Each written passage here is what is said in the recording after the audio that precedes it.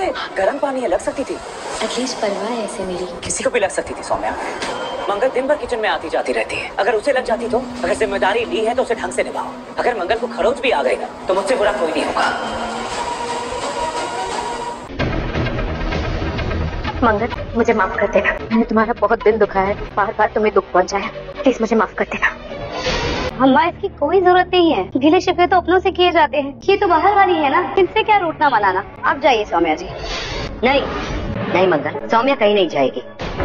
तुम और आदित्य अपनी पिछली सारी परेशानियों को हवन कुंड की अग्नि में डालकर एक दूसरे का हाथ थामने जा रहे हो, एक नई शुरुआत करने जा रहे हो। इसीलिए बेहतर होगा कि कोई बुराई, किसी के भी दिल में कोई मलाल ना रहे। और इसीलिए हमने फैसला किया है कि हम सबको सौम्या को माफ कर देना चाहिए। और इतना ही नहीं, आदित्य और मंगल की शादी का हिस्सा भी इसे बनाना चाहिए।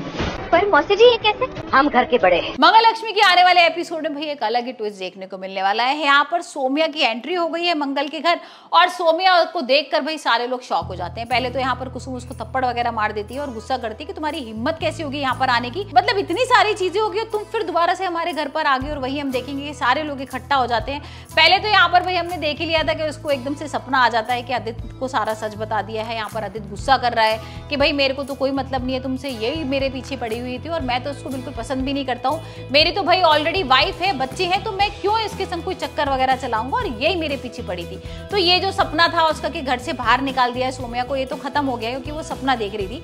पर यहाँ पर जो हकीकत में होता है वो ये होता है कि भाई मंगल पूछ लेती है उससे कि आप यहाँ पर कैसे, आपको तो हमने किसी ने बुलाया नहीं, अब आप ये बताओ कि आपको हमारे घर के किस मेंबर ने बुलाया है। यहाँ पर वो आदित्य का नाम लेने वाली होती है, लेकिन जो कुसुम होती है ये सारी चीजें ढक देती है और कुसुम तुरंत बोलती है कि भाई तुम माफी मांगने आई थी ना मंगल से, माफी मांगो जल्दी से। और यहाँ पर हाथ वाथ जोड़ के भाई वो माफी वगैरह मांग रही है, मंगल से नाटक कर रही है। और यहाँ पर मंगल भी बोलती थी कि भाई मुझे कोई मतलब नहीं है, क्योंकि भाई गैरों से क्या माफी मांगी जाए, अपने हो तो उनसे बात भी की जाए, ये तो मेरे लिए गैर है ना। और ठीक है, अब आप एक काम करो, आप यहाँ से चली जाओ। लेकिन यहाँ पर कुसुम रोक लेगी और कुसुम बोलेगी कि नहीं भाई अब सौम्या कहीं नहीं जाएगी, हमने सौम्या को माफ कर दिया है। और सौम्या तुम एक काम करो, अब तुम पूरी शादी देख कर जाना यहाँ पर मंगल और आदित्य की, और किस तरीके से फेरे होंगे, यहाँ पर किस तरीके से लोग फूल माला डालेंगे, मतलब सारे रीति रिवाज, हल्दी वगैरह सब देख कर जाना। अब ये बड़ा शॉकिंग होता है आदित्य और मंगल के लिए। अब मंगल इस बात को लेकर ना थोड़ा रोने लगती है, थोड़ा गुस्सा भी करने लगती है कुसुम के ऊपर, बोलती भी है कि आपने क्यों रोक लिया, आप तो चाहती हो ना कि मेरे और आदित्य जी के बीच में सब कुछ ठीक हो, तो भाई सौम्या को रोका। आपको पता ही है ना कि सौम्या मेरे को बिल्कुल पसंद नहीं है, और यहाँ पर कुछ ना कुछ तो ऐसा है जो आदित्य के संग चल रहा है।